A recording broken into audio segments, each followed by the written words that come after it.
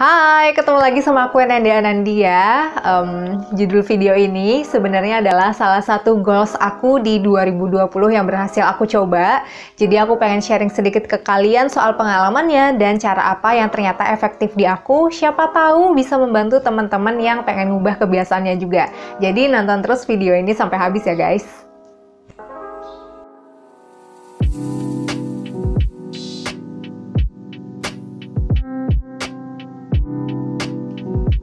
Kalau dilihat dari tahun-tahun yang sebelumnya, aku selalu punya goals utama untuk jadi lebih sukses dan lebih bahagia. Mungkin ini adalah goals semua orang sih ya, tapi aku sendiri itu lupa untuk ngubah akarnya guys, yaitu kebiasaan. Contohnya aku pengen lebih sukses, tapi aku masih suka nunda pekerjaan, alhasil nggak produktif dan luput dari rencana yang udah dibuat. Aku juga pengen lebih bahagia, tapi aku juga masih suka ngeluh guys, jadi aduh, astagfirullahaladzim. Nah, selama mencoba mengubah kebiasaan ini, sebenarnya masalah utamaku tuh bukan gimana memulainya, tapi bagaimana mempertahankannya supaya tetap konsisten dilakukan dan akhirnya benar-benar menjadi sebuah habit. Tapi kalau kalian yang memulainya pun masih terasa sulit, saran aku nih, mungkin kamu bisa ubah aksinya menjadi lebih mudah dan menarik. Contoh kasus ya, kalian pengen cepet selesaiin skripsi, tapi buka laptop pun males. Ya udah, pakai cara lain aja, misalkan ganti wallpaper laptop kamu sama foto bias kesukaan kamu, jadi pengen buka laptop terus gitu bawaannya semangat.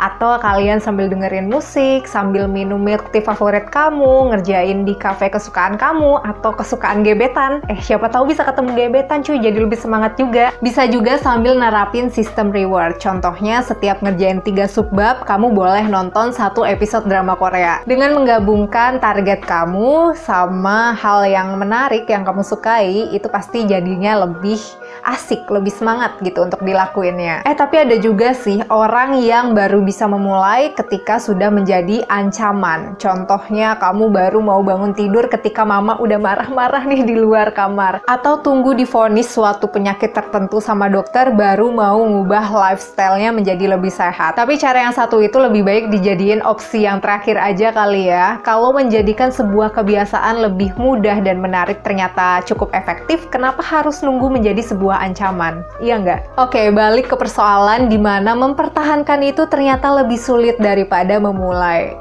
Mirip kuat cinta nggak sih? Kalau menurut teori nih ya, untuk membentuk suatu kebiasaan, kita itu harus melakukan sebuah aksi yang berulang-ulang secara konsisten dan biasanya perlu waktu selama 21 hari atau 3 bulan atau bahkan lebih dari 3 bulan. Setelah aku coba, ternyata kenyataannya tidak segampang itu guys.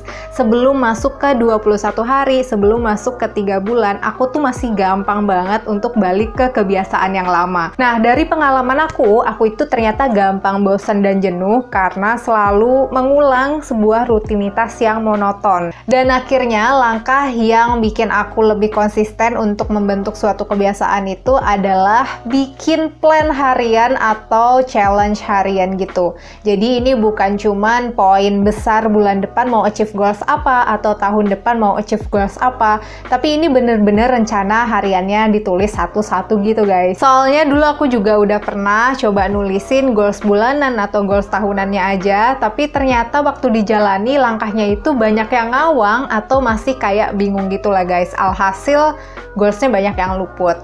Makanya kalau menurut aku sekarang emang lebih enak direncanain dari yang paling dekat dulu, yaitu hari besok mau ngapain dan besoknya lagi dan seterusnya. Dari situ aku belajar buat konsisten melakukan hal kecil tiap harinya yang ujung-ujungnya bakal membawa aku ke goals yang lebih besar itu tadi. Terus supaya nggak gampang bosan dan jenuh, plan di tiap harinya itu dikasih variasi dan mungkin sedikit challenge yang berbeda-beda, dan jangan lupa sisipin beberapa hari kosong untuk kita istirahat. Contoh ya, pengen mulai belajar bangun pagi tiap harinya.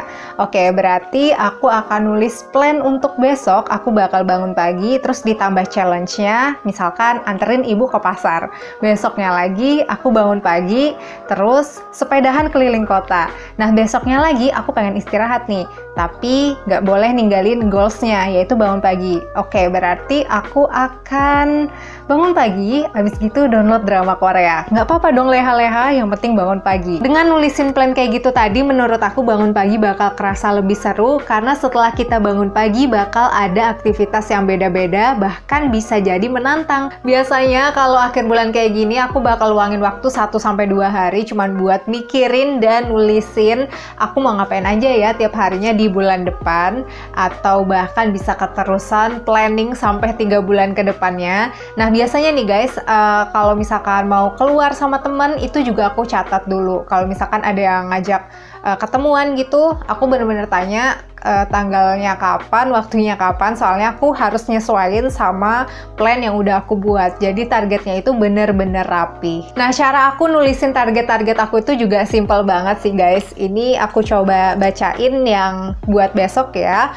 Aku bakal olahraga kaki 5 menit.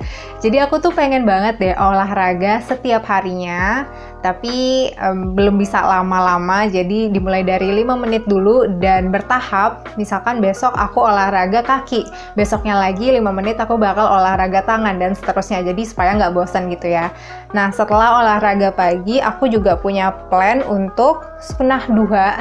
Ini adalah kebiasaan yang pengen aku pertahanin juga, karena entahlah setelah melakukan kebiasaan ini aku jadi kayak lebih bersyukur banget bisa dikasih kesempatan untuk memulai hari itu gitu guys. Dan mungkin dengan aku banyak bersyukur, aku juga bisa lebih dekat mencapai goals aku untuk lebih bahagia, ya nggak sih? Amin deh, amin. Nah setelah itu aku bakal edit video ini yang aku rekam sekarang. Terus aku juga bakal lanjut untuk bikin thumbnail YouTube-nya. Udah, kayak gitu aja. Jadi bener-bener simple, nggak perlu detail yang harus makan, harus tidur, harus mandi, itu nggak aku tulis. Karena menurut aku itu adalah sesuatu yang pasti dilakukan setiap harinya.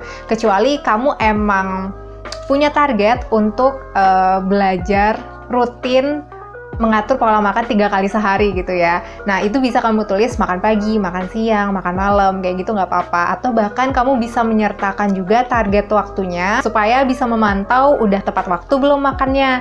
Atau yang kayak tadi mau bangun pagi dikasih target waktu, udah tepat waktu belum bangunnya, kayak gitu guys. Intinya pelengkap di catatan itu disesuaikan lagi sama target kita masing-masing juga. Nah nanti setelah selesai melakukan salah satu aktivitas di dalam plan itu, aku bakal kasih tanda centang, karena menurut studi yang aku baca di buku, perilaku mencentang, menyilang, pokoknya menandai, itu tuh bisa memicu rasa kepuasan dalam diri kita guys, karena ngelihat wah aku udah berhasil nih ngelakuin aktivitas ini, atau bahkan kita pun bisa terasa terapresiasi, soalnya kita bisa memantau juga kan, dari centangan-centangan itu kita bisa nge-track, wah ternyata aku udah berprogres sedemikian rupa gitu. Dari rasa puas yang timbul itu nanti bakal muncul rasa semangat dan lebih tertantang juga untuk tetap bisa melakukan target yang ada di hari berikutnya. Sebenarnya nggak harus pakai buku agenda kayak aku tadi, karena sekarang itu banyak banget aplikasi untuk memantau kebiasaan kita di Play Store, di App Store, pasti banyak banget.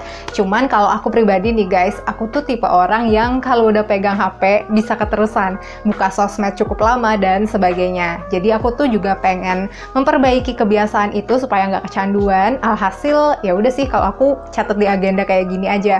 Walaupun agak berantakan ya, tapi aku sendiri masih bisa membacanya, masih bisa memahami dan masih bisa ngerjain ini. Mungkin kedepannya aku bakal beli planner book aja kali ya, biar lebih rapi juga.